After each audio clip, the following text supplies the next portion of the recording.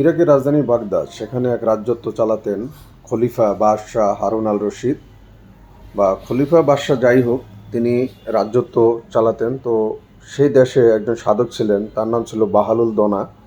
তাকে বাদশাহ অনেক ভালোবাসতেন। তো একদিন বাদশাহ ডেকে বললেন তার দরবারে, বাহালুল দানা, আপনি আমাকে কিছু কথা জিজ্ঞেস করবো, উত্তর দিবেন এবং আমাকে সঠিক জিনিসটা জানাবেন। তো বাহালুল দানা বলল, জি খলিফা, বলেন আপনি আমাকে। তো বাদশাহ বলল, আমার এই রাজ্যের ভিতরে সবচাইতে শান্তি এবং নীরব জায়গা, যেখানে বাদশাহ বা কোনো প্রজা কেউই কোনো টেনশনে নাই, এরকম একটি জায়গার কথা বলতে পারবেন? বা মানুষ যেখানে একদম টেনশন ফ্রিভাবে থাকতে পারে, এরকম কোনো জায়গা আছে? বাহালুল দানা বললেন, অবশ্যই খলিফা, আছে, তবে আপনি আমার সাথে একটু এই দরবারের বাইরে যেতে হবে। তো বাদশাহ বললেন, ঠিক আছে, চলেন।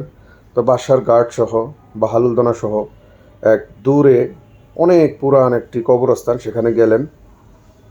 যাওয়ার পরে বললেন, বাদশাহ, এইটাই সেই নীরব জায়গা, এবং এখানে কোনো কেউ কেউকে ডিস্টার্ব করে না, কেউ কেউর কোনো ক্ষতি করতে পারে না, কেউ কোনো অহংকার করতে পারে না, কেউ কেউর গীবত করে না, কেউ কেউর সম্পদ মারতে পারে না, এটাই সেই জায়গা। তখন বলল, কিভাবে?